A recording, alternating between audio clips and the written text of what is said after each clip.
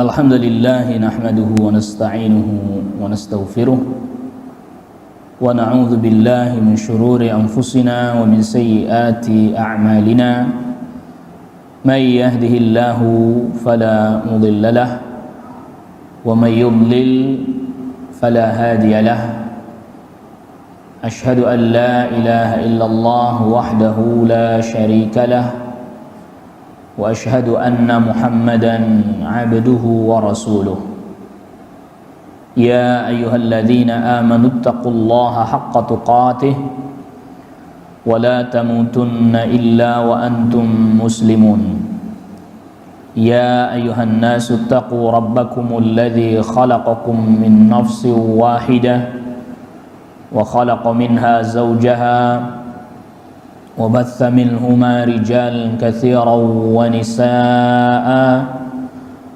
واتقوا الله الذي تساءلون به والأرحام إن الله كان عليكم رقيبا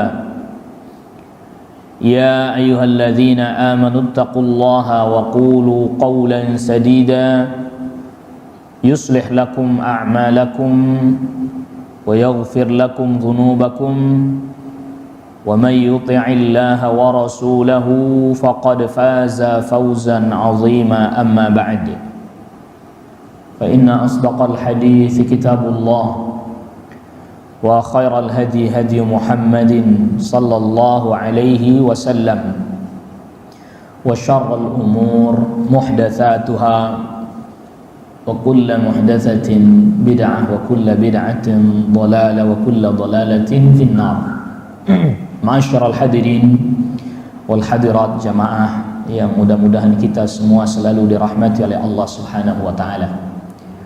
Pada kesempatan pagi hari ini insyaallah taala dengan izin Allah dan pertolongan dari Allah Rabbul Alamin kita akan membahas hadis yang ke-10 dari kitab Al-Arba'in An-Nawawiyah, yang dimana hadis yang ke-10 ini mengandung banyak sekali pelajaran-pelajaran. Ya, diantaranya adalah terkait dengan sebab-sebab diijabahnya doa. Bahkan juga di dalam hadis ini juga terdapat pelajaran terkait dengan nama Allah Subhanahu wa taala At-Tayyib. Jadi para ulama nanti menjadikan dalil hadis ini sebagai dalil bahwa salah satu nama Allah Subhanahu wa taala adalah At-Tayyib. Dan kita akan jelaskan insyaallah taala maknanya. Termasuk juga tentang memakan makanan yang halal dan pengaruhnya kepada amal salih. Ya, memakan makanan yang halal serta pengaruhnya terhadap amal saleh. Baik, kita baca terlebih dahulu hadis ini dari sahabat Abi Hurairah radhiyallahu anhu. Rasulullah sallallahu alaihi wasallam bersabda, "Ya ayuhan nas." Di dalam redaksi Al-Arba'in langsung innallaha thayyibun, ya. Langsung innallaha thayyibun la yaqbalu illa thayyiban. Namun ada di satu redaksi dengan redaksi ya ayuhan nas, tambahan di depannya. Wahai manusia, innallaha tayyibun. Sesungguhnya Allah tayyib. Kita terjemahkan bebas, baik, maha baik. La yaqbalu illa tayyiban, tidak menerima kecuali yang baik. Wa inna allaha amara al-mu'minin bima amara bihil mursalin. Dan sesungguhnya Allah Subhanahu wa taala perintahkan kepada orang-orang mukmin, orang-orang beriman dengan perintah yang Allah perintahkan juga kepada para rasul. Apa itu? Faqal, Allah Subhanahu wa taala berfirman, kata Rasulullah sallallahu alaihi wasallam, ini yang di surat Al-Mu'minun ayat yang ke-51. Ya ayyuhar rusul kulu minat tayyibat wa'malu saliha inni bima ta'maluna alim. Wahai para utusan, wahai para rasul, makanlah dari yang baik-baik, beramal solehlah, sesungguhnya aku mengetahui apa yang kalian perbuat. Ini perintah Allah kepada para rasul. Dan Allah Subhanahu wa taala perintahkan kepada orang-orang mukmin sebagaimana yang Allah perintahkan kepada para rasul, para utusan. Wa qala, dan Allah Subhanahu wa taala berfirman yang di surat Al-Baqarah ayat 172. Ya ayyuhalladzina amanu kulu min thayyibati ma razaqnakum washkuru lillahi in kuntum iyyahu ta'budun. Lengkapnya begitu, tapi di matan hadisnya hanya disebutkan sampai kulu min thayyibati ma razaqnakum. Wahai orang-orang yang beriman, makanlah dari yang baik-baik yang kami rizkikan kepada kalian. Ya, lanjutan ayatnya washkuru lillah, bersyukurlah kalian hanya kepada Allah, in kuntum iyyahu ta'budun, kalau kalian hanya beribadah kepada Allah saja. Thumma zakara ar-rajul, kemudian Nabi sallallahu alaihi wasallam menyebutkan ada seseorang yutilus safar, yang melakukan perjalanan yang panjang, ash'ath aghbar. Ash'ath itu kusut, ya rambutnya kusut, ya pakaiannya juga bisa jadi kusut, karena di zaman itu kan perjalanan itu naik unta atau naik kuda. Aghbar, berdebu juga. Kalau sekarang mungkin kusut ya, berdebu tidak, karena di dalam mobil, di dalam kendaraan dia kusut, mungkin iya, mungkin kusut. Tetapi berdebu ya enggak, karena ditutup kacanya. Di zaman dahulu berdebu. Lalu kemudian yamuddu yadayhi ila sama, dia angkat tangannya ke arah langit. Seraya dia berkata, ya Rabbi, wahai Rabbku, wahai Rabbku. Wa mat'amuhu haram, sedangkan makanannya haram. Wa mashrabuhu haram, minumannya haram. Wa malbasuhu haram, pakaian yang dipakai juga diambil dari atau dia dapatkan dari jalan yang haram. Wa ghudhiya bil haram, dan juga dia diberi makan dari yang haram. Fa anna yustajabu lidzalik, bagaimana dia bisa diijabah? Rawahu Muslim, hadis sahih diriwayatkan oleh Al-Imam Muslim. Nah, dari hadis ini ada banyak sekali pelajaran. Yang pertama yang bisa kita ambil adalah bahwa salah satu dari nama Allah, Waalaikumsalam warahmatullahi wabarakatuh, salah satu dari nama Allah yang paling indah adalah At-Tayyib. Karena Rasulullah sallallahu alaihi wasallam sabdakan, innallaha tayyibun, sesungguhnya Allah tayyib. Ya, kita terjemahkan maha baik. Apa maksudnya tayyib? Maksudnya tayyib adalah bahwa Allah Subhanahu wa taala disucikan. Allah Subhanahu wa taala terbebas dari berbagai macam kekurangan. Allah Subhanahu wa taala tidak ada pada dirinya sedikit pun cacat, aib, keburukan, nggak ada. Jadi pokoknya segala kekurangan, cacat, aib, keburukan tidak ada sedikit pun pada Allah Subhanahu wa taala. Itu makna at-tayyib. Karena aslinya tayyib itu adalah at-taharatu was-salamatu minal khabath. Bersih, selamat dari kotoran, dari sesuatu yang buruk.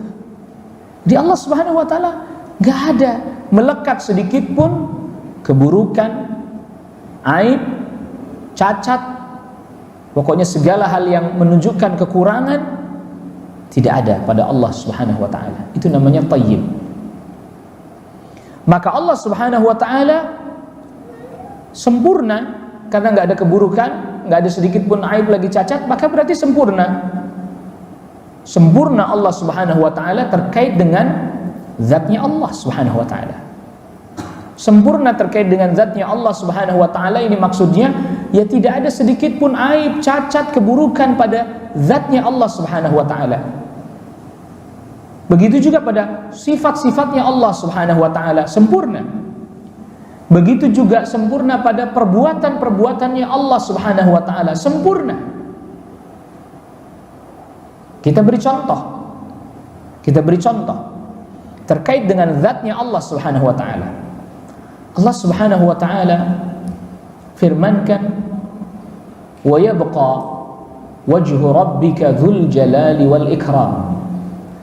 Kekallah wajah Rabbmu yang memiliki keagungan dan pemuliaan. Wajah para ulama dari masa ke masa, dari waktu ke waktu, tentunya yang mereka masih berpegang seperti yang difahami oleh para sahabat radhiyallahu anhum ajmain, mengatakan ini menetapkan sifat wajah bagi Allah Subhanahu wa taala. Allah punya wajah. Dan dikaitkan dengan nama Allah At-Tayyib tadi. At-Tayyib, tak ada kekurangan, enggak ada cacat. Pasti juga enggak ada keserupaan dengan makhluk. Karena makhluk pasti ada kurang, ada cacatnya, ada aibnya. Itu bahkan berarti kita pasti tidak bisa membayangkan wajah Allah. Pasti kita tidak bisa menanyakan seperti apa, bagaimana. Kenapa? Ilmu kita kurang. Sedangkan wajahnya Allah tak ada kekurangan padanya. Maka pasti tidak bisa ditanyakan seperti apa, bagaimana. Sehingga apabila ada orang yang berkata, kalau Allah Subhanahu wa taala punya wajah, maka berarti nanti mirip makhluk. Itu berarti sama saja dia yang menuduh ada kekurangan pada wajahnya Allah Subhanahu wa taala. Sedangkan para sahabat radhiyallahu anhum ajmain meyakini, termasuk generasi di bawahnya, meyakini bahwa enggak ada cacat. Ini buktinya nama Allah. Rasulullah sallallahu alaihi wasallam menyebutkan innallaha thayyibun. Yang namanya enggak ada cacat, enggak ada aib, itu berarti sempurna, yang pasti kita enggak akan mampu membayangkan kesempurnaan kecuali kesempurnaan yang terbatas, sebatas kemampuan nalar dan pemikiran kita yang juga sempit lagi kurang. Maka lagi-lagi tidak bisa ditanyakan bagaimana. Semoga ini menjadi pembuka pemahaman kita yang benar dalam memahami nama-nama dan sifat-sifat Allah Subhanahu wa taala. Itu tadi, Allah Subhanahu wa taala sempurna, Tayyib, enggak ada ibaratnya nila setitik pun tak ada. Kalau ngikutin bahasanya orang Indonesia, nila setitik pun tak ada. Sekarang pertanyaannya, manusia mana yang mampu membayangkan, menangkap kesempurnaan sampai pada level yang tak ada sedikit pun kekurangan, sedangkan kemampuan daya fikirnya, kemampuan ilmunya, kemampuan otaknya pasti terbatas dan ada kekurangan padanya. Sehingga tadi saya katakan, maka nggak mungkin orang menanyakan kepada Allah Subhanahu wa taala bagaimana. Dan kita sudah pernah sampaikan bahwa ketika Al-Imam Malik ditanya tentang makna istawa, Allah berada di atas arsy, kaifa istawa, Imam Malik terdiam karena ini baru ada yang bertanya seperti ini. Yang sebelum-sebelumnya para sahabat tak ada yang bertanya. Kenapa mereka tidak ada yang bertanya bagaimana Allah berada di atas arsy? Kenapa nggak ada yang bertanya? Karena mereka tahu, faham bahwa Allah Subhanahu wa taala At-Tayyib,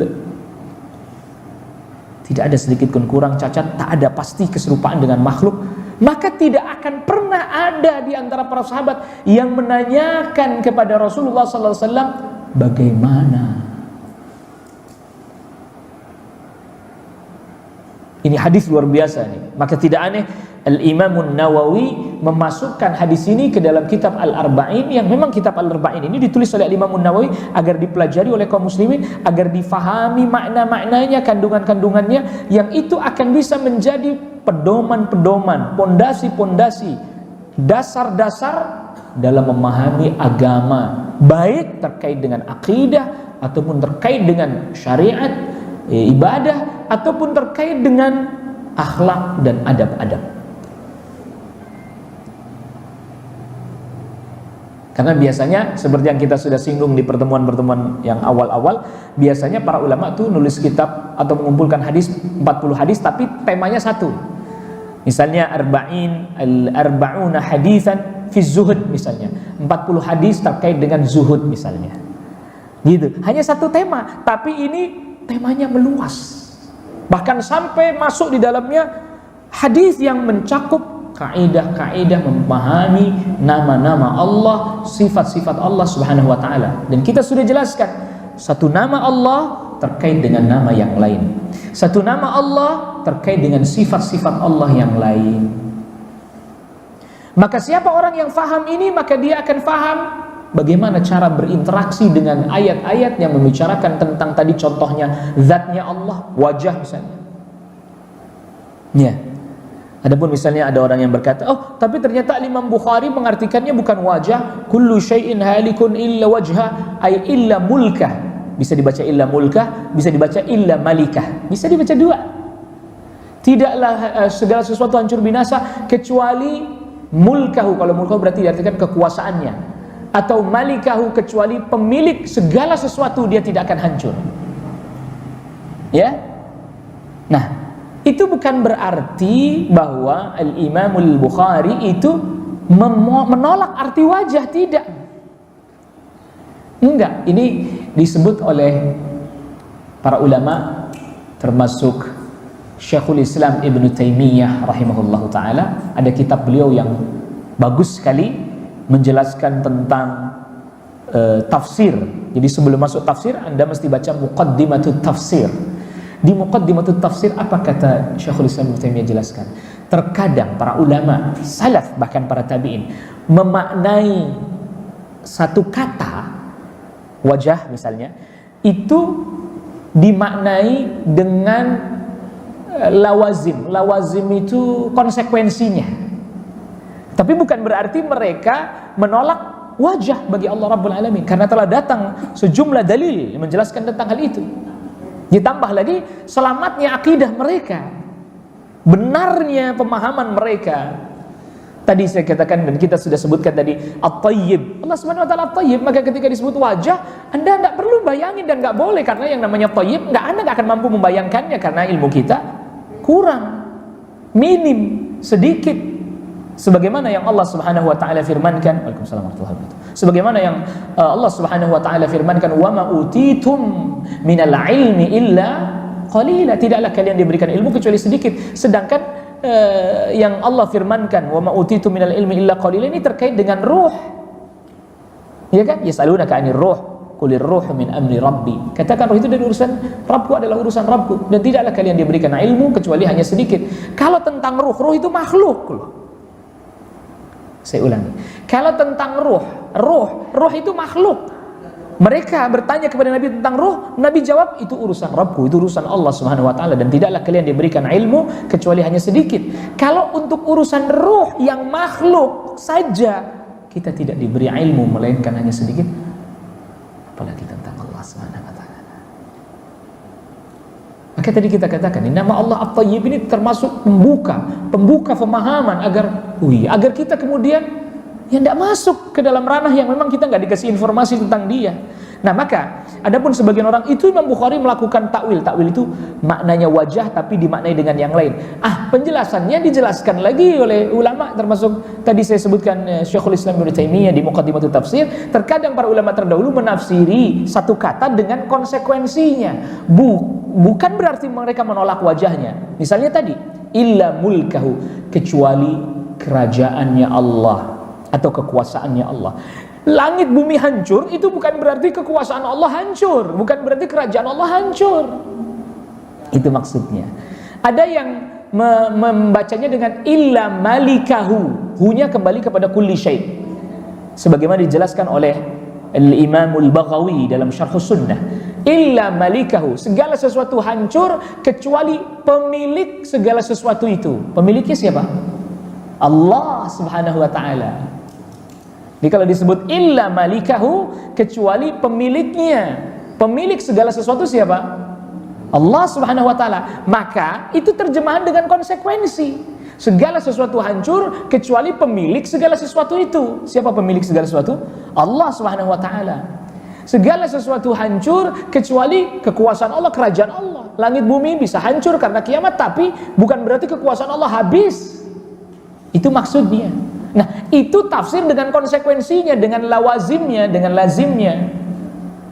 Namun bukan berarti itu maknanya mereka menafikan wajah bagi Allah Subhanahu wa taala. Sebab kalau wajahnya Allah tidak hancur, ya berarti Allahnya pun tidak hancur, tidak binasa. Kekuasaan Allah pun tidak hancur, tidak binasa. Itu maksudnya. Ini terlampau banyak perangkat yang harus kita punya untuk masuk mengakses membaca kitabnya para ulama aja. Ini bukan baca ayatnya ini, bukan memahami ayatnya ini, memahami perkataan para ulama aja kita perlu banyak perangkatnya, apalagi kemudian memahami ayatnya gitu kan, makin lebih banyak lagi mestinya. Itu at-tayyib. Allah Subhanahu wa taala tayyib, tidak ada cacat, tidak ada aib, sempurna pada zatnya Allah Subhanahu wa taala. Lalu kemudian sempurna pada sifat-sifatnya Allah Subhanahu wa taala. Tayyib, tidak ada kekurangan, tidak ada cacat. Ya. Lalu bagaimana misalnya ada orang yang bertanya, tapi Allah Subhanahu wa taala menyebutkan di dalam Al-Qur'an sifat nasiyah, lupa. Kita sering terjemahkannya lupa kan? Nasullah fa nasiyahum. Mereka lupa kepada Allah, maka Allah pun apa? Lupa kepada mereka. Bagaimana itu? Itu kan terkesan cacat, ya kan? Sedangkan Allah Subhanahu wa taala thayyib, tidak ada cacat, tidak ada aib. Masa Allah lupa? Nah, maka dari sisi bahasa Arab, ternyata kata nasiya itu mempunyai dua makna. Ini bahasa Arab. Jadi bukan takwil namanya. Kalau satu kata itu mempunyai dua makna, maka dia bisa bermakna ini, bisa bermakna itu. Itu namanya bukan merubah arti kita, memang malah ngikutin artinya. Yang pertama adalah ghafala, lalai. Lalai yang berarti lupa, seperti lupanya makhluk tuh. Lalai. Dan itu tidak mungkin ada pada Allah Rabbul Alamin. Wa wallahu bighafilin amma ta'malun. Allah tidak mungkin lalai terhadap apa yang kalian perbuat. Tidak mungkin. Makna nasya yang berarti lalai ini melekat pada Allah Subhanahu wa taala, tidak mungkin. Lalu bagaimana? Makna yang kedua. Nasya berarti taroka, meninggalkan, membiarkan. Dan para ulama jelaskan ini makna nasya bagi Allah yang ini. Karena kalau tadi yang ghafala yang berarti ghaflah, lalai, akan berbenturan dengan ayat tadi contohnya, wallahu bighafilin amma ta'malun. Allah tidak mungkin lalai dari apa yang kalian perbuat, akan membentur itu. Nah, ini enggak diambil. Nasya yang berarti ghafala alias lupa, ini yang enggak diambil karena makna ini bertentangan. Sedangkan satu makna lagi, dan itu masih makna hakiki, artinya makna yang sebenarnya di nasya masih. Yang kedua maknanya, karena nanti dalam bahasa Arab ada istilah lafadznya satu, redaksinya satu, maknanya bisa beberapa makna, dan itu sama datang dari bahasa Arab juga. Al-mushtarak, ya, al-mushtarak namanya. Lafadznya satu tapi maknanya banyak. Ada lagi yang lafadznya banyak, maknanya satu. Itulah bahasa Arab. Maka tidaklah ada kerancuan, kebingungan, kecuali mesti ada jawabannya. Yang makna kedua adalah meninggalkan. Allah tinggalkan mereka, Allah biarkan mereka dalam kelupaan dan kelalaian mereka. Ya. Jadi kita terjemahkan bagaimana ayat tadi? Nasullaha, mereka lupa kepada Allah, mereka lalai dari mengingat Allah Subhanahu wa taala. Fanasiyahum, maka Allah biarkan mereka dalam kelalaian mereka, terus tenggelam dalam kesesatan dan kelalaian mereka. Ya. Gitu. Dan ini makna sesuai dengan bahasa Arab. Bukan hanya sesuai dengan bahasa Arab, tetapi bahkan sesuai dengan ayat-ayat Al-Quran yang lain.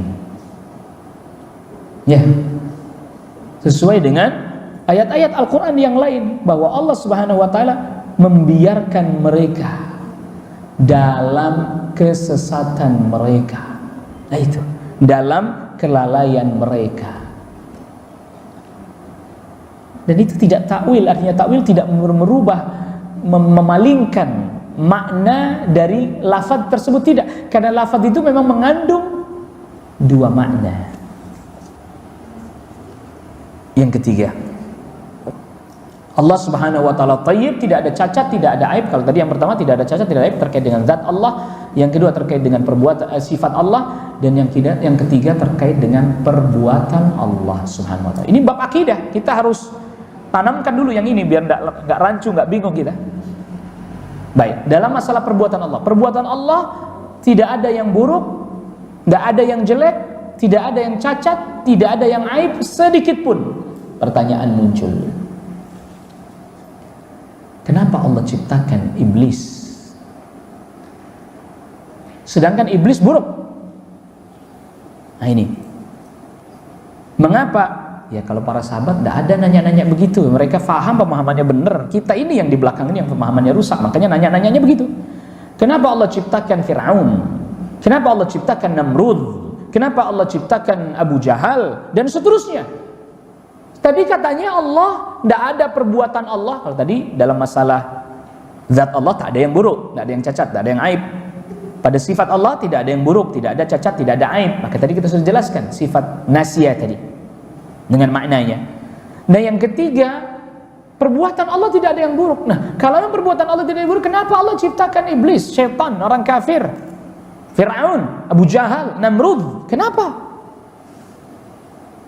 Katanya tidak ada yang buruk, itu buruk. Kenapa Allah ciptakan juga penyakit? Penyakit itu buruk. Kenapa Allah turunkan musibah? Musibah itu buruk. Apakah bertentangan dengan nama Allah Subhanahu wa taala At-Thayyib ini? Jawabannya tidak. Kok bisa tidak? Ya. Ini penjelasannya. Pertama, penjelasan terkait dengan masalah yang poin ketiga ini, bahwa perbuatan Allah tidak ada yang buruk, thayyib, semuanya baik, semuanya tidak ada cacatnya, tidak ada aibnya. Yang maha sempurna itu adalah yang mampu menciptakan baik buruk. Dua-duanya Allah ciptakan. Yang baik Allah ciptakan, yang buruk Allah ciptakan. Itu justru menunjukkan kesempurnaan Allah. Kalau Allah hanya mampu ciptakan yang baik-baik saja, lalu kemudian Allah tidak mampu menciptakan yang buruk-buruk, tidak sempurna. Allah ciptakan ada laki-laki, ada perempuan, ada yang mukmin, ada yang kafir. Tentu ada hikmah di balik itu yang seringkali kita yang belum memahaminya.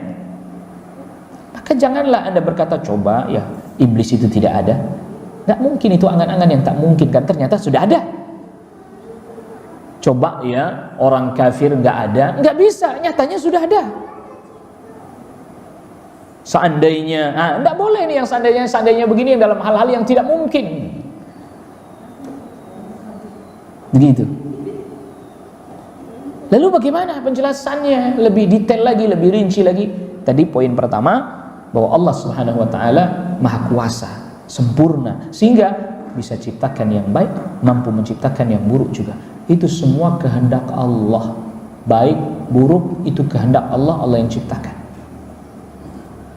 Yang menciptakan Nabi SAW, yang menciptakan para Nabi dan Rasul, itu pula lah Allah yang menciptakan Namrud, Fir'aun, Abu Jahal.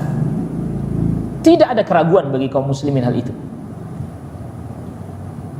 Jadi jangan sampai kita nanti jadi seperti orang Majusi.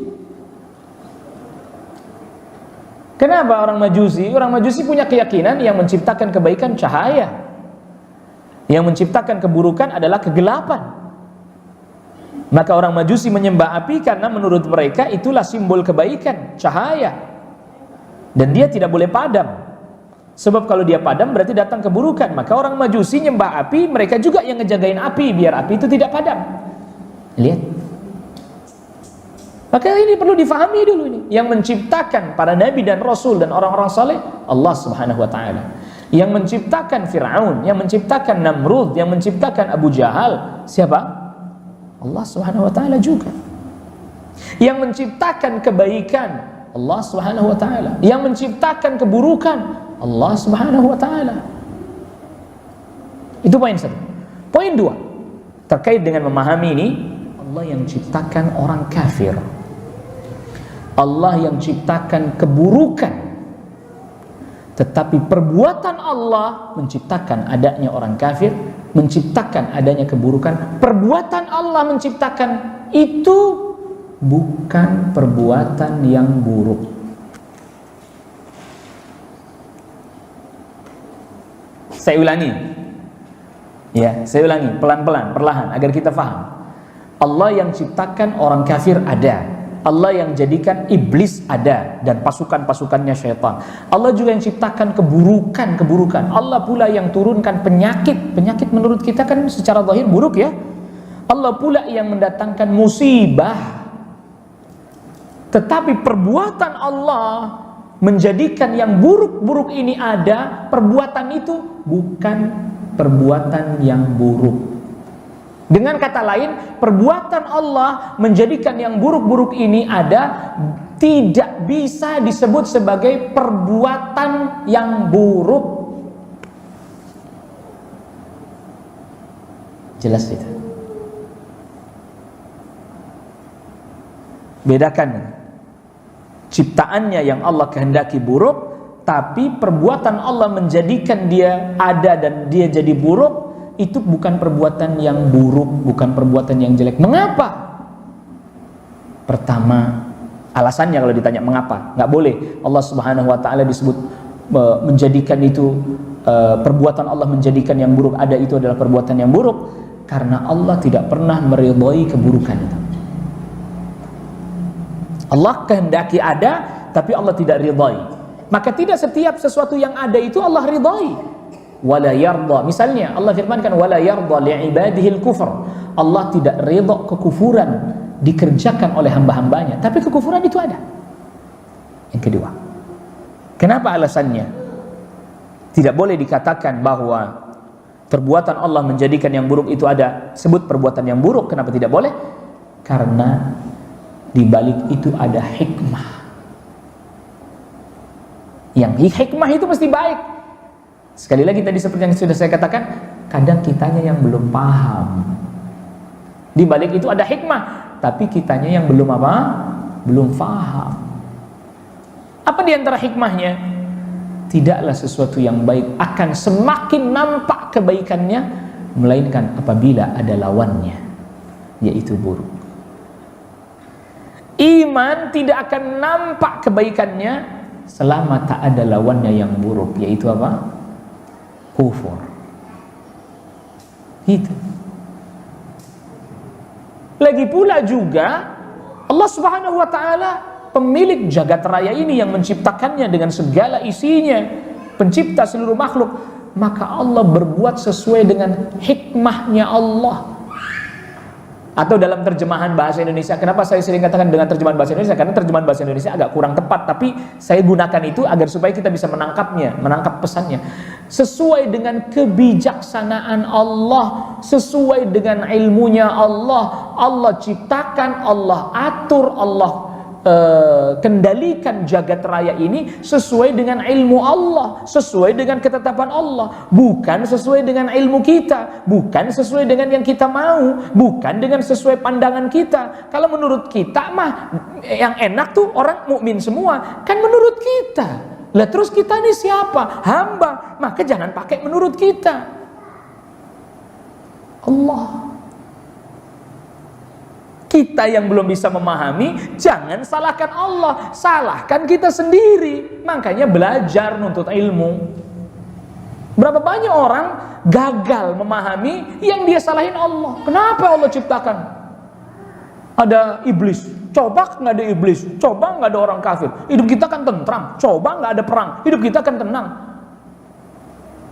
Bahasanya orang Priok, siapa ente gitu tuh. Bahasanya orang Priok yang gampang begitu. Siapa ente lah, emang terus jagat raya ini diatur menurut kemauan Anda?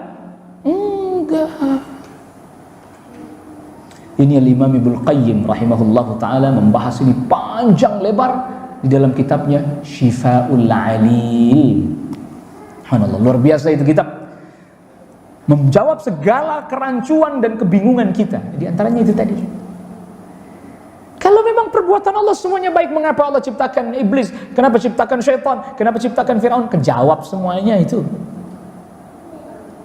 terjawab. Kenapa terjawab? Iya, karena perbuatan Allah nggak ada yang buruk. Makanya, karena perbuatan Allah tidak ada yang buruk. Poin selanjutnya, karena perbuatan Allah tidak ada yang buruk. Memang ciptaan Allah, Fir'aun itu ciptaan Allah, makhluk Allah. Allah kehendaki buruk, tapi perbuatan Allah menciptakan orang buruk ini bukan perbuatan yang buruk. Oleh karena perbuatan Allah tidak ada yang buruk, maka kita harus menjaga adab kita kepada Allah Subhanahu wa taala. Kita harus menjaga adab kita kepada Allah Subhanahu wa taala karena perbuatan Allah tidak ada yang buruk. Perbuatannya tidak ada yang buruk. Makhluk yang Allah ciptakan, ya Allah kehendaki buruk. Tapi perbuatan Allah tidak ada yang buruk, maka kita harus menjaga adab kita. Maka perkataan orang yang berkata, apabila yang saya ucapkan atau yang saya sampaikan ada kebenaran dan kebaikan, itu datangnya dari Allah. Tetapi kalau itu keburukan datang dari diri saya sendiri dan dari syaitan. Kenapa kita tidak katakan datang dari Allah juga? Itu tadi, perbuatan Allah nggak ada yang buruk. Jangan sampai orang menangkap kesan ketika kita bilang yang buruk dari Allah juga, walaupun memang hakikatnya begitu, tapi jangan sampai orang menangkap kesan bahwa perbuatan Allah ada yang buruk. Dan Allah Subhanahu wa taala bukan sumber keburukan, bukan sumber keburukan. Karena tadi ini kita baru jelasin makna nama Allah At-Thayyib ya. Nanti yang bagian belakangnya bisa saya cepetin penjelasannya. Kenapa bagian ini yang lebih saya tekankan? Karena ini terkait nama Allah yang orang harus paham mengerti. Ya, orang harus paham mengerti. Sebab ini tidak paham, ya udah kesananya nggak pahamnya, pusingnya. Ini bab akidah. Bab akidah sudah mulai rinci-rinci. Kita coba menjelaskan sudah mulai rinci-rinci detail-detail. Kenapa kita tidak boleh mengatakan keburukan ini datang dari Allah Subhanahu wa taala, padahal hakikatnya memang begitu, agar supaya tidak mengesankan kepada manusia bahwa perbuatan Allah buruk atau Allah sumber keburukan. Memang ada makhluk yang Allah kehendaki buruk, tapi Allah bukan sumber keburukan, dan perbuatan Allah bukan perbuatan yang buruk. Sumber keburukan itu ada dua. Apa saja? Yang pertama diri kita sendiri. Yang kedua syaitan. Maka di antara zikir pagi petang Rasulullah SAW memohon perlindungan, a'udzubika min syarri nafsi wa min syarri syaitani wa syirkih. Ada yang membacanya wa syarakih. Aku mohon perlindungan kepadamu ya Allah dari keburukan diriku sendiri dan keburukan syaitan dan sekutu-sekutunya. Dua keburukan. Maka perkataan tadi yang baik, yang benar datang dari Allah, agar orang memahami Allah sumber kebaikan dan segala perbuatan Allah baik. Yang buruk datang dari diri saya, keburukan diri saya sendiri atau dari syaitan. Karena memang sumber keburukan itu dua. Jangan sampai orang kemudian ketika kita katakan yang buruk juga dari Allah, dalam pengertian orang salah memahami sehingga mereka mengira Allah sumber keburukan dan perbuatan Allah buruk. Maka dari sini jelaslah, hilanglah kerancuan, kebingungan dari sebagian orang terkait dengan masalah ini. Allah Thayyib, baik, tidak ada aib, tidak cacat pada zatnya, pada sifat-sifatnya, pada perbuatan-perbuatannya. Maka oleh karena itu, siapa orang yang mempelajari, kita bergeser pada ilmu syariat atau ilmu yang terkait dengan syariah, maka pasti Allah tidak akan menerima kecuali yang baik. Gitu kan? Allah yang maha baik, maka Allah tidak akan menerima kecuali yang baik. Berarti apa? Bersih dari yang buruk, bukan tercampur dengan yang haram atau niatnya tercampur dengan riya.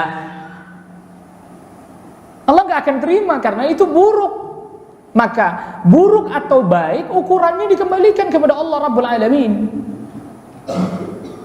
Patokannya dikembalikan kepada Allah Rabbul Alamin. Allah gak akan terima kecuali dari yang baik. Makanya hewan kurban yang baik ada syarat-syaratnya. Makanya sedekah dari yang baik, dari yang halal, bukan dari yang haram. Makanya ibadah yang baik, yang ikhlas. Ikhlas itu baik. Sebab kalau ada kecampur, Allah tinggalkan. Nah, itu Allah tinggalkan tuh Allah abaikan, Allah gak terima.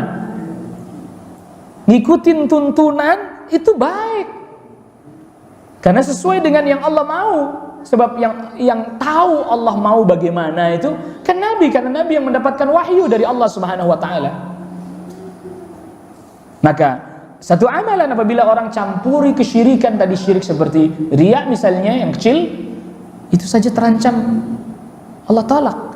Sebagaimana hadis qudsi yang diriwayatkan Imam Muslim, ana aghna syuraka 'ani syirk, aku yang paling tidak butuh terhadap sekutu. Faman 'amila 'amalan asyraka fihi ma'i ghairi taraktuhu wa syirkahu. Siapa orang yang mengerjakan satu amal lalu dia sekutukan bersama dengan aku yang selain aku di dalam amalnya tersebut, saya tinggalkan amalnya itu dan sekutunya, biarin buat dia aja. Allah Ta'ala abaikan. Begitu juga apabila amal itu tidak mengikuti aturan tuntunan dari Nabi Sallallahu Alaihi Wasallam, juga ditolak oleh Allah Rabbul Alamin. Kenapa? Tidak baik ini, karena nggak mengikuti aturannya, nggak mengikuti mekanismenya. Man amila amalan laisa alaihi amruna fahuwa radd. Siapa orang yang beramal satu amal yang tak ada tuntunannya dari kami, dari Nabi, yang dimaksud urusan agama, karena amruna yang dimaksud ini urusan agama, bukan urusan dunia, maka dia tertolak. Dan itu sudah kita bahas pembahasan terkait dengan hadisnya Ummul Mukminin Aisyah radhiyallahu anha yang juga disebutkan oleh Imam Nawawi dalam kitab Al-Arba'in ini. Saling terkait satu dengan yang lain. Maka Allah tidak akan menerima kecuali yang baik. Maka lalu kemudian Allah perintahkan para rasul untuk makan yang baik-baik. Ya ayyuhar rusul kulu minat thayyibat wa'malu salihah. Wahai para rasul, beramal yang baik, makan dari yang baik-baik, halal. Baik dua sisinya, bendanya baik, barangnya baik, cara meraihnya juga baik. Bendanya halal, cara meraihnya juga halal. Dan beramal salihlah. Lihat, ini menunjukkan bahwa amal salih ini, kita tadi sudah sebutkan bahwa yang namanya amal itu disebut amal salih adalah apabila dia ikhlas, apabila dia sesuai tuntunan. Kalau dia tidak ikhlas atau tidak sesuai tuntunan, maka amalan ini bukan amal salih. Lalu kemudian disebutkan ini makanan. Maka makanan yang baik akan menghantarkan orang itu bisa mengerjakan amal yang baik. Maka Allah Subhanahu wa taala gabungkan itu antara kulu minat thayyibat, makan yang baik-baik, dengan wa'malu salihah, dengan beramal saleh. Ya, digabungkan. Makanya kadang kalau ada kita susah beramal saleh, bisa jadi karena ada yang buruk yang tercampur pada diri kita atau pada makanan kita. Li'adzubillah, nasallallahu alaihi wasallam. Karena apa? Ibadah itu baik, amal saleh itu baik. Anda tidak akan pernah bisa meraih yang baik ini kecuali mengambil sarana-sarana pendukung yang juga baik. Ketika sarana pendukung atau apa yang kita konsumsi, apa yang kita pakai buruk, maka itu akan menghalangi kita dari kebaikan. Di antaranya apa? Nikmatnya beribadah, beramal saleh kepada Allah Subhanahu wa taala. Bisa jadi karena sebab maksiat kita, amal saleh jadinya berat. Bisa jadi karena sebab maksiat kita, bangun malam jadi susah. Bisa jadi kan itu maksiat karena memang buruk tapi mau menuju baik. Artinya tadi yang kita kerjakan buruk mau dipakai buat amal saleh, nggak ketemu. Makanan, minuman, pakaian yang buruk, yang haram, mau dipakai untuk menuju ketaatan, berat. Uang dari hasil yang haram mau diarahkan menuju ketaatan, sulit. Kalau toh dia keluarkan, tidak ada nilainya, Allah tolak, Allah nggak terima. Na'udzubillah. Nasallallahu alaihi. Maka di sini dicontohkan tentang orang yang menempuh perjalanan panjang, safar. Safar itu sebab dijabahnya doa loh. Ya, Rasul sallallahu alaihi wasallam sabdakan, "Salatu da'awat la turad." Ada 3 doa yang tidak ditolak. Di antara 3 doa itu adalah da'watul musafir. Iya, doanya musafir. Da'watul walidil waladi, doanya orang tua untuk anaknya. Da'watus shaim, doanya orang yang lagi berpuasa. Wa da'watul musafir, dan doanya musafir. Dia lagi musafir, safar, perjalanan panjang. Bahkan saking jauhnya perjalanannya sampai kusut, ya rambutnya kusut, bajunya kusut, bahkan berdebu. Lalu kemudian dia mengambil sebab selanjutnya, angkat tangan. Ini kan termasuk ada berdoa, angkat tangan. Dia angkat tangannya. Lalu kemudian dia memanggil Allah Subhanahu wa taala dengan nama Allah. yang husna, di antara nama-nama Allah yang husna ya Rabbi. Rabbi itu kan Rabb, nama Allah. Yang Allah Subhanahu wa taala firmankan walillahil asmaul husna fad'uuhu biha. Allah memiliki nama yang paling indah, berdoalah kalian dengan menyebut nama-nama yang paling indah itu. Yang artinya Allah janjikan akan diijabah. Itu. Sudah dia tempuh sebab-sebabnya itu tadi dia itu tadi safar, perjalanan panjang, dia angkat tangannya lalu berdoa dengan ya Rabb ya Rabb ya Rabb dan seterusnya. Dia merendah kepada Allah Rabbul Alamin. Tetapi kecampur pada dirinya, di satu sisi dia mengerjakan sebab-sebab diijabah doa, di sisi lain ada pada dirinya sebab-sebab penghalang doa. Makanannya haram. Secara zat misalnya makanannya haram. Minumannya haram. Secara zat minumannya haram. Pakaiannya haram. Nah, ini bisa jadi pakaiannya haramnya dia dapat diraih dengan cara yang haram, atau memang secara zat dari benda yang haram. Diberi makan dengan yang haram maksudnya caranya. Jadi haram itu kan dua, baik bendanya, zatnya itu haram kayak khamr, zatnya haram. Gitu. Jadi Anda beli khamr, uang hasil kerja susah payah, kerjanya halal, dapat duitnya halal. Lalu beli khamr, namanya beli itu kan transaksi yang diperbolehkan, tapi yang dibeli khamr, nah, jadi nggak boleh karena khamrnya, karena bendanya. Yang kedua, bendanya halal tapi cara meraihnya yang haram. Lalu kemudian Rasulullah SAW sabdakan, anna yustajabu lidzalik, bagaimana dia bisa diijabah karena sebab yang haram, yang haram, yang haram, yang haram ini. Dan perlu kita ketahui bahwa kalau dilihat tadi dia ngambil sebab perjalanan panjang safar, lalu kemudian ini kuantitatif pendekatannya, dia melakukan perjalanan panjang safar, itu sebab dia coba doa. Dia angkat tangannya, dia menyebut nama Allah ya Rabbi ya Rabbi. 3. Tadi saya bilang pendekatannya kuantitatif. 3.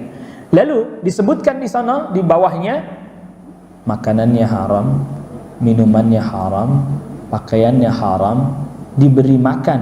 Artinya diberi makan ini artinya cara baik ini secara zat, yang ini cara meraihnya haram. Maka kalau pakai hitung-hitungan kuantitatif, metode pendekatan kuantitatif, 3 yang baik, 4 yang buruk.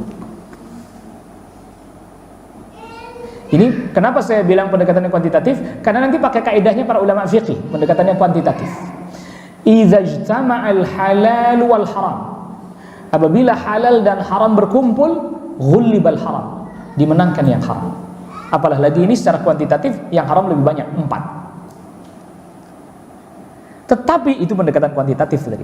Tapi kalau dari sisi pendekatan kualitatif, terkadang haramnya cuma 1 tetap ganggu. Ini pendekatannya kualitatif nih ya. Yang haramnya bisa jadi cuma 1. Kita yang baiknya misalnya 5, tapi tetap yang 1 ini bisa ganggu yang lainnya. Karena mengganggu di sini bukan berarti menghalangi sama sekali, tapi bisa jadi berkurang. Misalnya sederhana, Anda banyak beramal salih misalnya, lalu ada 1 maksiat misalnya, ada 1 maksiat yang belum ditinggalkan misalnya, belum berusaha meninggalkannya atau masih berat meninggalkannya. Itu bisa jadi 5 kebaikan itu jadi terganggu dengan menurun kualitasnya, atau ya nggak bisa ngerasakan nikmatnya. Anda sih kerjain tapi Anda nggak bisa mendapatkan faedahnya, manfaatnya, menurun kualitasnya dengan sebab 1 itu. Jadi tidak melulu pendekatannya kuantitatif bahwa baik 5, buruk 1 berarti masih bisa menang secara kuantitatif ya, tapi dari sisi kualitatif bisa jadi yang 1 ini mengganggu yang 5 itu, baik itu tadi menurun kualitasnya, atau kadang-kadang dikerjain kadang-kadang tidak, itu kan berarti sudah menurun. Atau kemudian dengan sebab yang 1 itu tadinya 5 hilang 1, nggak dikerjakan lagi, tinggal sisa 4, atau bahkan hilang 2. Itu yang dimaksud juga dari apa yang Nabi SAW sabdakan, innallaha thayyibun la yaqbalu illa thayyiban. Dan ini berarti kalau kita simpulkan secara umum bahwa syariat Allah semuanya thayyib, ada cacat, nggak ada kurang. Baik itu syariat terkait dengan keyakinan kita, akidah kita, syariat terkait dengan ibadah kita, syariat terkait dengan muamalah kita. Ya, muamal dengan makna yang umum, bukan hanya muamalah ekonomi, muamalah iktisadiyah saja, tidak. Karena muamalah itu sebenarnya umum, termasuk pernikahan itu juga muamalah. Terkait juga dengan akhlak kita, adab kita, perilaku kita. Jangan-jangan ada yang tidak thayyib, tiba-tiba jadi orang yang pemarah dan gak bisa dikendalikan. Ada orang yang begitu, itu marah sampai dia pukul kaca sampai tangannya terluka, baru dia sadar, saya tadi ngapain. Bisa jadi ada yang tidak thayyib itu, dan seterusnya dan seterusnya. Maka tadi kenapa kita berlama-lama pada pembahasan terkait dengan nama Allah Innallaha thayyibun at-thayyib, karena muara maknanya di situ. Yang ke belakang itu adalah merupakan bagian dari penjelasan memaknai dan memahami makna at-thayyib. Ya kan, bagaimana bisa diterima? Tidak mungkin Allah terima. Iya. Maka amalan yang terbaik ya amalan yang akan Allah Subhanahu wa taala terima. Dan untuk mendapatkan amalan yang baik, yang thayyib, kita pun harus mempersiapkan diri kita, mengambil sarana dan prasarana, penunjang-penunjang yang juga thayyib. Wallahu taala ala wa ala. Ini yang bisa saya sampaikan terkait dengan makna hadis yang ke-10 di dalam kitab Al-Arba'in An-Nawawiyah ini. Tentu makna ini sebagaimana tadi sudah saya sebutkan di awal, ini makna yang kita ambil adalah simpulnya. Ya, tidak seluruh detail-detail rincian-rinciannya, tetapi simpul-simpulnya. Karena memang Imam Nawawi rahimahullahu taala mengumpulkan 40 hadis ini dalam rangka menjelaskan qawaiduddin fi usuliddin wa qawaidihi, pokok-pokok agama dan kaidah-kaidah agama. Ya. Gitu. Kalau saya tidak salah ingat, nama lengkapnya kitab ini adalah Al-Arba'una Hadisan fi Usuliddin wa Qawaidihi. 40 hadis yang menjelaskan pokok-pokok agama dan kaidah-kaidahnya. Tapi kemudian karena orang susah nginget, panjangan judulnya, udah Arba'in Nawawi itu aja lah yang gampang aja. Ya.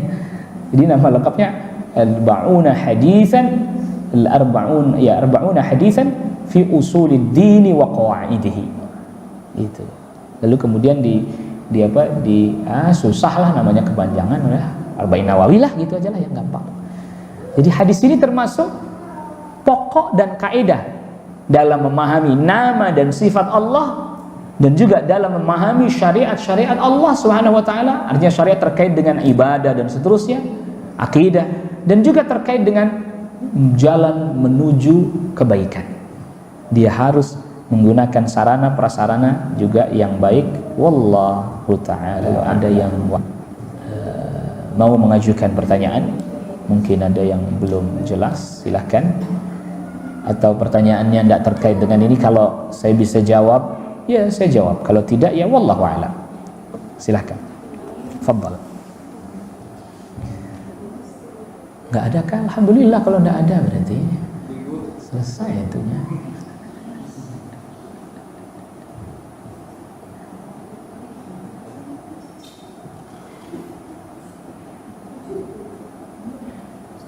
Silahkan.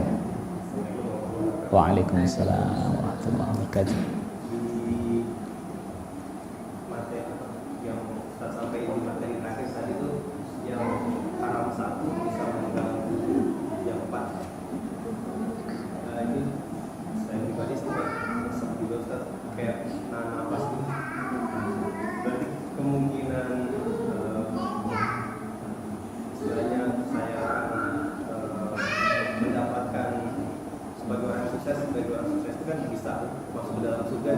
Iya. Itu kok jadi agak tipis gitu ya. Cuman selanjutnya sih saya pikir boleh nggak sih Ustaz mikirnya kayak gitu Ustaz? Gak apa-apa deh ngerasain neraka dulu, walaupun itu sebenarnya pedih banget kan. Toh nanti Nabi juga akan menyelamatkan umatnya yang minimal ada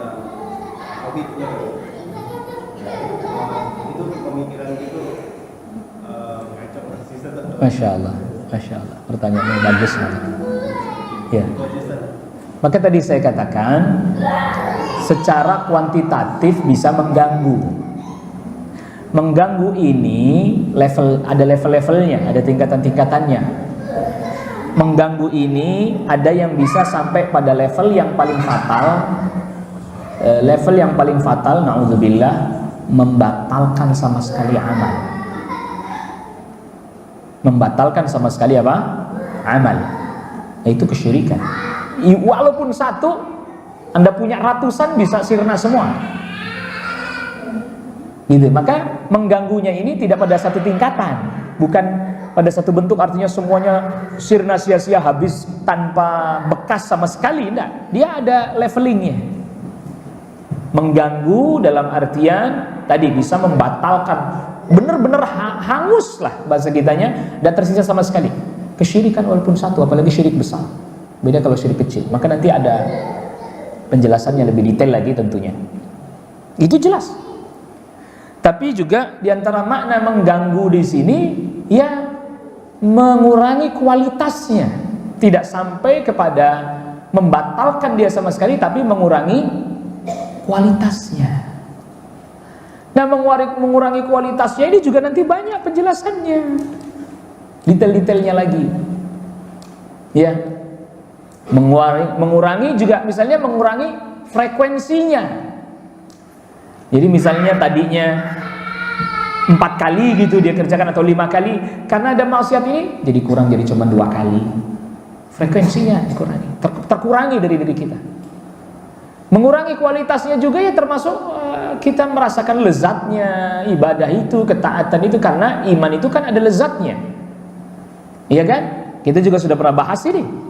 Iman itu ada rasanya, iman itu ada lezatnya. Mengurangi kelezatannya itu juga bagian daripada mengganggu. Nah, pertanyaan selanjutnya, setelah kita memahami makna mengganggu tidak pada satu tingkatan, maka pertanyaan selanjutnya, terus gimana Ustaz kita bisa masuk surganya Allah Rabbul Alamin? Ya rahmatnya Allah. Rahmatnya Allah Subhanahu wa taala, kita berharap, kita tetap harus berharap, memohon kepada Allah Subhanahu wa taala dengan penuh harap agar kita diberikan kemampuan untuk bisa meninggalkan sesuatu yang bisa mengganggu kualitas ibadah kita, mengurangi pahalanya, mengurangi frekuensinya, atau bahkan bisa membatalkan semua amal kita habis sama sekali. Kita tetap harus penuh harap, berdoa, sambil terus menuntut ilmu, belajar agar supaya bisa mendeteksi apa saja yang bisa mengganggu itu. Dan kita tidak boleh tadi, ya udah dah, biarin dah masuk neraka dulu deh. Nggak boleh. Nggak boleh. Kenapa? Itu berarti sama saja kita menganggap rahmatnya Allah sempit, walaupun kita tidak ucapkan. Nggak boleh. Kita harus tadi harapan tinggi, tentu tetap waspada kan? Harapan tinggi dan tetap waspada dengan yang mengganggu itu, dengan belajar menuntut ilmu dan terus memperbaiki diri sambil terus berharap rahmatnya Allah, berharap ampunannya Allah Subhanahu wa ta'ala. Maka oleh karena itu, pada pembahasan terkait dengan pembahasan tauhid, para ulama setelah menjelaskan apa yang dimaksud tauhid, pasti mereka menjelaskan tentang keutamaan tauhid. Dan di antara keutamaan tauhid adalah Allah akan hapuskan dosa-dosa sebesar apapun sesuai dengan kehendak Allah kepada siapa yang Allah kehendaki, asalkan itu bukan dosa kesyirikan, asalkan itu bukan pengganggu yang bisa menghabiskan semua amal.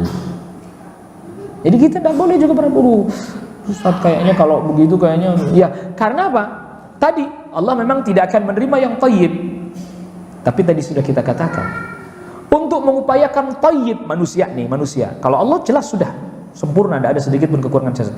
Untuk manusia yang ilmunya terbatas, kemampuannya terbatas, mengupayakan thayyib yang benar-benar thayyib, jernih betul, murni betul, pasti kita punya kekurangan dalam hal itu.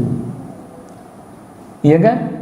Pasti kita punya kekurangan, gak nyampe. Oleh karena itu, harta yang Anda dapat, halal sekalipun, tetap harus dikeluarkan zakatnya. Kenapa? Semoga dengan itu jadi thayyib harta kita. Karena bisa jadi menurut kita udah halal, udah bagus, tapi ada aja sebenarnya yang kita mungkin belum tahu, belum sadar atau belum paham, tercampur sehingga mempengaruhi kualitas thayyibnya harta kita. Maka tetap walaupun Anda meraihnya dari yang halal, tetap Anda harus keluarkan apa?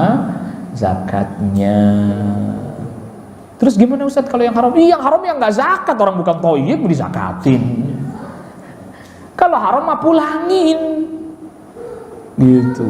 Ini haram kok minta dijadikan halal dengan apa namanya? Zakat. Ya nggak bisa, atau dengan sedekah biar jadi halal. Itu money laundry. Money laundry pakai nama agama lagi. Ini bahaya ini. Biar jadi hartanya dari yang haram. Biar suci, biar bersih, dia sedekahin, dia zakatin, nggak bisa orang hartanya haram pulangin. Nah, habis doanya minta kalau haram dihalalin sih, kalau haram disucikan sih, iya nggak boleh doa begitu. Udah terlanjur diajarin Allahumma duha'uka wal baha'uka wal jamaluka wal qudratuka Allahumma kana rizqi fis samai fanzilhu, ya Allah kalau rezekiku di langit turunkan dia, wa in kana fil ardi fakhriju, kalau seandainya di bumi keluarkan dia, wa in kana haraman fatahhirhu, kalau rezekinya haram cucikan. Enggak bisa, haram enggak bisa disuciin. Rezeki Anda haram, harta Anda haram, pulangin. Bukan disucikan. Masa dia minta kepada Allah supaya di laundry hartanya itu, gitu. Wallahu a'lam. Sekarang kan sudah jelas kita lihat ya bahwa kejahatan itu sudah merajalela. Sifat manusia dan binatang itu sudah tinggi sekali. Jadi berarti sebagai juga ada mekanisme kejahatan soalnya. Nauzubillah. Bolehkah kita selaku umat yang mungkin diberikan kemenangan di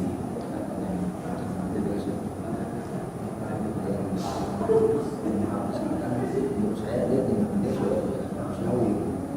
Walaupun sampai manusia di penjara pun saya yakin dia pasti akan berulang. Karena memang banyak RR itu di situ seperti itu. Kalau boleh dilakukan tindakan seperti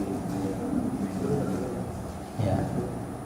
Dan memang manusia ya dalam saya ketemu itu kalau sudah 3 kali masuk penjara dengan kasus yang sama, memang perintah mereka penjara bilang pasti harus dimatikan.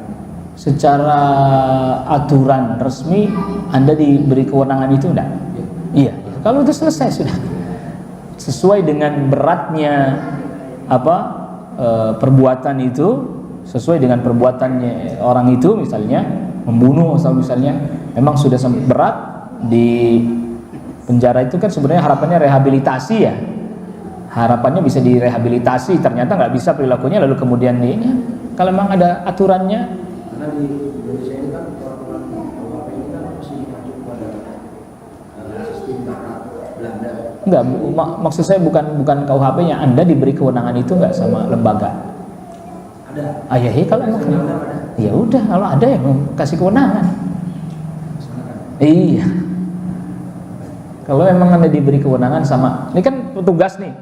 Antum kan petugas kan? Ada diberi kewenangan nggak di situ? Oh ya, diberi kewenangan dia. Gitu. Jadi kan ada kewenangan yang ada pada petugas. Nah, beda dengan nanti urusannya KUHP. Ntar kalau KUHP lama di persidangan dan seterusnya. Tapi kalau memang sudah tadi tidak bisa lagi dia dihentikan kecuali dengan cara diperangi, bahasa kitanya gitu ya. Diperangi, ya diperangi. Kalau masih bisa dihentikan, makanya itu tadi memang aturan-aturan syariat itu thayyib mesti itu. Cuman kadang kita ini yang suka nggak nangkap sehingga kemudian menganggap aturan syariat itu, wah itu mah buat orang Arab doang. Kenapa hukum potong tangan itu kan buat orang Arab yang barbarian gitu. Itu juga tadi ilmunya yang belum menangkap dan memahami syariat, itu yang pertama. Yang kedua, salah dalam penggambaran tentang kondisi Arab. Saya katakan begitu. Kenapa? Karena kesannya, dan sampai sekarang masih sebagian orang Islam bilang begitu. Pantesan nih Islam diturunin di Arab katanya. Ya kan, orang Arab kayak begini gitu misalnya. Ya. Kenapa orang Arab mesti bercadar? Karena begini-begini. Dia tidak paham kondisi Arab dulu dengan sekarang. Itu yang pertama. Yang kedua, dia tidak paham kondisi Arab Quraisy secara khusus dengan Arab-Arab yang lain. Jadi dua tuh poinnya. Jadi selama ini orang-orang orientalis berusaha menstigma Arab itu buruk. Arab itu buruk dengan tulisan-tulisan mereka. Sedangkan mereka sendiri belum tentu mengambil informasi yang valid tentang itu. Misalnya ada tulisannya Philip Kahiti itu, The History of Arabic, diterjemahkan dalam bahasa Indonesia juga. Dia gak nguasain Arab itu jenisnya berapa macam, Quraisy itu bagaimana, Qahtaniyun itu bagaimana, dengan karakter-karakternya. Sedangkan Nabi SAW sabdakan, saya dipilih oleh Allah dari yang terbaik. Begitu. Maka kita mestinya gitu ya. Itu akhirnya kemudian semua itu akhirnya kan jangan ke Arab-Araban lah itu. Abu Jahal juga Arab katanya. Loh iya ya, Anda kenapa ngelihatnya Abu Jahal, kenapa nggak ngelihatnya Nabi SAW kan gitu. Pelarangan ini, pelarangan itu. Yang anehnya jangan ke Arab-Araban. Loh azan pakai bahasa apa? Jangan ke Arab-Araban dong. Jadi azannya pakai bahasa Sunda gitu. Nggak usah gitu. Baca Al-Quran, pengucapan, makharijul huruf, pengeluaran huruf, sifat-sifat huruf, hukum-hukum huruf itu Arab semua. Coba Anda baca Al-Quran pakai kaidahnya nggak pakai pengucapan huruf Arab, rusak. Alam taro kai papa ala. Tuh. Mana tuh papa ala? Bukan fa tapi papa ala. Tuh. Orang Sunda artinya begitu bacanya. Kayak harus belajar sampai makhrajnya belajar, sifat hurufnya belajar. Kan nggak enak didengerin ya. Alam taro kai papa ala. Tuh. Bukan fa fa'ala. Papa ala rabbuka bi ashabil pil. Karena dia tidak mengikuti logat Arab, enggak enak didengerin. Mulai geser Jawa bagian selatan. Alhamdulillahi rabbil alamin. Ya kan? Enggak sesuai dengan makhraj Arab. Ya kecuali memang udah uzur lah, biarinlah itu mah. Kita maafin aja, namanya udah uzur. Tapi kan aslinya dasarnya kita suruh belajar pengucapan-pengucapan tuh lihat. Tapi jangan ke Arab-Araban, gimana nggak ke Arab-Araban, orang bacanya aja suruh ngikutin makhrajnya orang Arab, sifat hurufnya ngikutin sifat hurufnya orang Arab. Wah, bingung juga ini, saya semakin bingung ini apa maksudnya. Itu akhirnya digeneralisir. Memang itu termasuk apa namanya nyanyiannya syaitan yang dikumandangkan oleh orientalis lalu disebarkan ke negeri-negeri kaum muslimin gitu. Memang ada Arab yang buruk. Misalnya firman Allah, Al-A'rabu asyaddu kufra wa nifaqa. Terjemahannya apa? Orang-orang Arab. Enggak, keliru. A'rab, dalam bahasa Arab, A'rab itu orang-orang Arab yang tinggalnya di padang pasir. Badui.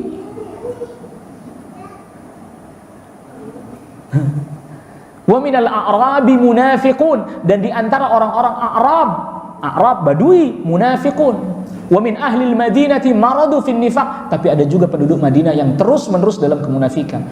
Itu ayat Al-Quran bicara semua itu tentang Arab. Hadis-hadis Nabi bicara juga tentang Arab dan Quraisy secara khusus. Rasul yang sabdakan tentang Quraisy ya, orang Quraisy, para pemimpin datangnya dari Quraisy. Coba apa hadis itu kemudian, oh ini kok Rasul qaumiyah, bahasa kita ini kok fanatisme kesukuan sih? Enggak. Ada di situ maksudnya.